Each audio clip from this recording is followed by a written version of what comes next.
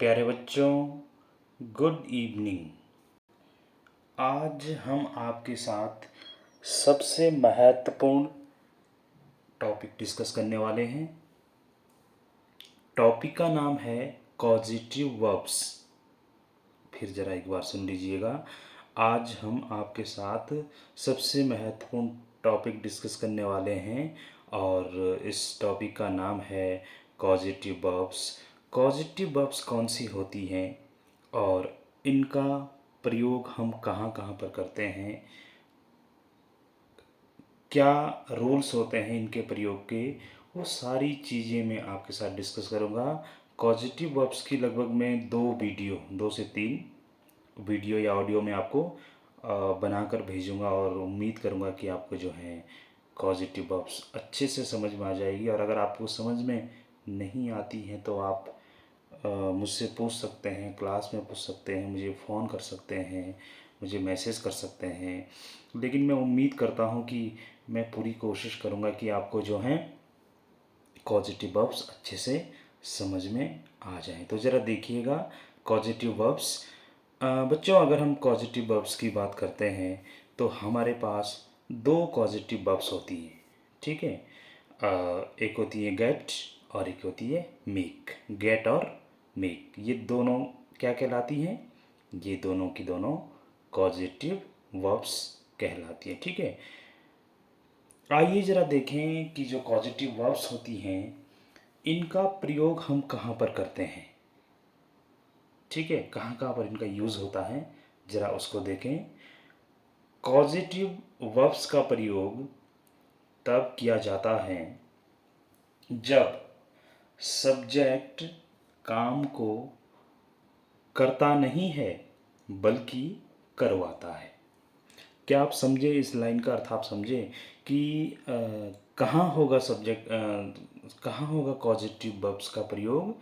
जहाँ पर सब्जेक्ट काम स्वयं ना करके किसी तीसरे व्यक्ति से, थर्ड पर्सन से करवाता है, वहाँ हम कॉजेटिव वर्ब्स का प्रयोग करते हैं। ज़रा मैं आपको दिखा देता हूँ, देखिएगा बच्चों। ये कुछ सेंटेंस हैं हमारे पास, ठीक है। ये हमारे पास कुछ सेंटेंस हैं, आप देख रहे हैं। तो इन सेंटेंस को देखिएगा। इसमें हम क्या देख रहे हैं कि एक तो हमारे पास नॉर्मल केस है और एक हमारे पास कॉजेटिव केस है। देखिएगा नॉर्मल केस कैसा है कि मैंने किया, मैंने किया, मैंने किया मतलब सब्जेक्ट ने काम स्वयं किया, ठीक है। राम ने भेजा, सब्जेक्ट कौन है? राम है, ये काम राम ने किया। बच्चा पढ़ता है, बच्चा यहाँ पे सब्जेक्ट है और कौन पढ़ता है? बच्चा पढ़ता है। मैंने पत्र लिखा, तुमने बुलाया, मैंने कार सजाई। ये जो नॉर्मल केस हैं आप देख रहे हैं, नॉर्मल केस के जो ये सेंटेंसेज हैं बच्चों, इनमें सब्जेक्ट आप देख रहे हैं, सब्जेक्ट यहाँ पे मैंने है, यहाँ पे राम है, यहाँ बच्चा है, फिर यहाँ मैंने है, या तुमने है, या मैंने है, या वो है, ठीक है। यहाँ पर सब्जेक्ट ने एक्शन यानी कि वर्ब, एक्शन खुद किया, काम खुद किया। वर्ब जो काम यहाँ पे हो रहा है वो सब्जेक्ट के द्वारा द्वारा हो रहा है, मतलब सब्जेक्ट काम को खुद मतलब या स्वयं कर रहा है, ठीक है ना।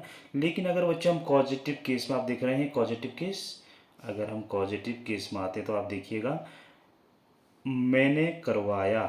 देखो नॉर्मल केस में हमने पढ़ा था मैंने किया, आप देख रहे हैं ना कि जो नॉर्मल केस है उसमें जो सेंटेंस है वो कैसे बना कि मैंने किया, लेकिन पॉजिटिव केस में कैसे बना?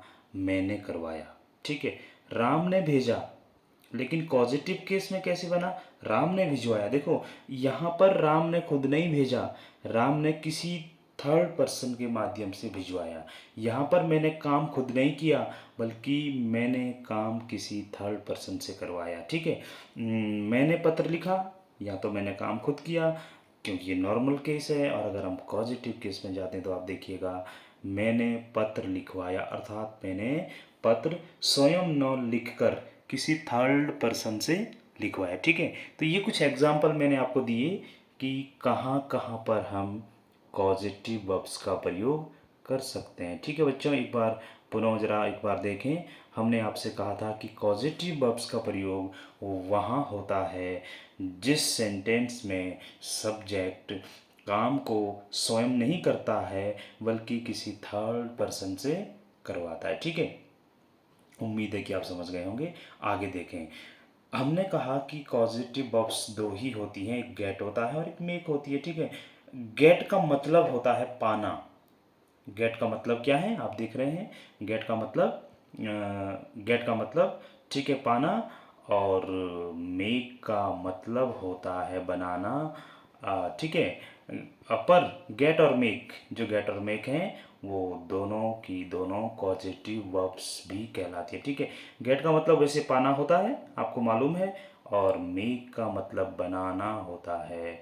ठीक है ना, लेकिन लेकिन गेट और मेक दोनों की दोनों कॉजेटिव वर्ब्स भी कहलाती हैं। ठीक है ना, आपने देखा होगा कि गेट और मेक का यूज़ हम गेट, जब हम कोई सेंटेंस बनाते हैं तो गेट का यूज़ हम वहाँ पे करते हैं जहाँ पर पाना शब्द हिंदी में होता है, या फिर मेक का प्रयोग हम वहाँ पे करते हैं जहाँ पर बनाना होता है। लेकिन गेट और मेक को कॉजेटिव वर्ब्स भी कहते हैं। ठीक है, इनका प्रयोग मैंने अभी अभी आपसे बात कही, और जो बात मैंने आपसे कही अगर उसको इंग्लिश में कहें तो देखो कैसे कहेंगे। Causative verbs are used, causative verbs का प्रयोग किया जाता है। इतने से इतना का मतलब क्या है, कॉजेटिव वर्ब्स आर यूज्ड, इसका मतलब है कॉजेटिव वर्ब्स का प्रयोग किया जाता है व्हेन, मतलब जब the subject doesn't perform the action verb himself. Causative verb का प्रयोग तब किया जाता है जब सब्जेक्ट किसी काम को स्वयं नहीं करता है। फिर देखो, causative verbs are used when the subject doesn't perform the action verb himself। फिर से सुन लीजिए, causative verbs का प्रयोग तब किया जाता है जब सब्जेक्ट किसी काम को स्वयं नहीं करता है but get it done by your third person. इसका मतलब क्या हुआ, but get it done by your third person, बल्कि वो किसी तीसरे व्यक्ति से करवाता है। पूरी लाइन्स का क्या हुआ कि पॉजिटिव वर्ब्स का प्रयोग वहाँ पे किया जाता है जहाँ पर सब्जेक्ट स्वयं कार्य न करके, जिस सेंटेंस में सब्जेक्ट स्वयं कार्य न करके किसी थर्ड पर्सन से कार्य करवाता है, वहाँ पर हम किसका यूज़ करते हैं, पॉजिटिव वर्ब्स का यूज़ करते हैं। और ये आप पहले ही जान चुके हैं, there are two positive verbs in English, get and make. ठीक है, इंग्लिश में दो ही पॉजिटिव वर्ब्स होती हैं, और वो कौन कौन सी हैं, एक गेट है और एक मेक है। ठीक है, आगे देखें ज़रा कुछ चीज़ें मैंने आपके साथ डिस्कस करी, आगे देखें। ठीक है ना,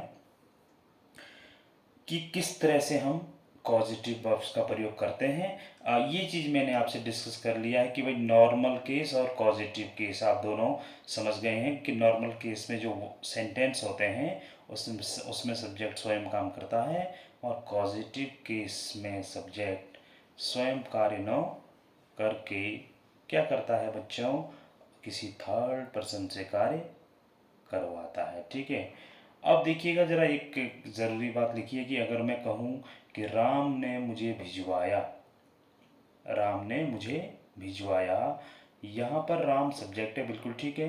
राम मुझे भेज नहीं रहा बल्कि भिजवा रहा है। ठीक है, राम मुझे भेज नहीं रहा है बल्कि भिजवा रहा है, अर्थात राम इस काम को खुद नहीं कर रहा बल्कि किसी दूसरे अर्थात थर्ड पर्सन से करवा रहा है। भेजने का काम कोई और कर रहा है।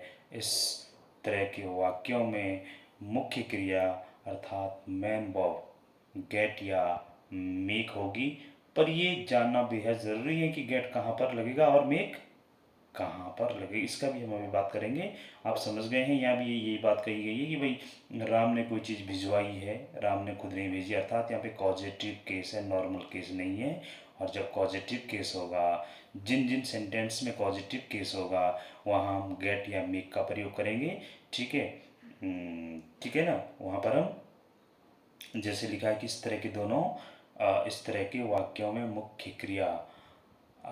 क्रिया मेन वर्ब गेट या मेक होगी या होगा। ठीक है, मेन वर्ब के रूप में हम किसका यूज़ कर रहे हैं, गेट या मेक का यूज़ कर रहे हैं। ठीक है ना, ये मैं आपको पहले ही बता चुका हूँ कि नॉर्मल केस क्या होता है। नॉर्मल केस में सब्जेक्ट खुद काम करता है, जबकि कॉजेटिव केस में सब्जेक्ट काम खुद न करके किसी थर्ड पर्सन से करवाता है। चलिए आइए, अभी अभी मैंने आपसे बताया था कि अभी एक सेंटेंस बताया मैंने कि there are two causative verbs in English, get and make, कि इंग्लिश में दो पॉजिटिव वर्ब्स होती हैं, एक होती हैं गेट और एक होती हैं मेक। ठीक है, तो ये था इस वीडियो या इस ऑडियो में मैंने आपसे डिस्कस किया कि कौन कौन सी पॉजिटिव वर्ब्स होती हैं, उनका प्रयोग मतलब कहाँ पर होता है, कहाँ पर होता है उनका प्रयोग, कहाँ पर होता है, किन सेंटेंस में होता है। भाई जिन सेंटेंस में सब्जेक्ट स्वयं काम न करके किसी थर्ड पर्सन से काम करवाता है, वहाँ पे हम पॉजिटिव वर्ब्स का प्रयोग करते हैं। ठीक है, अगले वाले वीडियो में हम देखेंगे कि कहाँ पर गेट का प्रयोग होता है और कहाँ पर मेक का, क्योंकि ये भी हम जान चुके हैं कि पॉजिटिव वर्ब दो ही होती हैं, एक गेट होता है और एक मेक होता है। तो इस वीडियो में इतना ही, और आपको जो भी कुछ चीज़ पूछनी होगी आप ज़रूर पूछें, और जहाँ से आपको समझ में ना आया हो आप मुझसे ज़रूर पूछें फ़ोन के द्वारा, जिस तरह से भी आप पूछ सकते हैं, और मैं प्रयास करूँगा कि आपको ये पूरा चैप्टर बहुत अच्छे से क्लियर करवा दूँ। तो आज के लिए इतना ही, धन्यवाद, नमस्कार।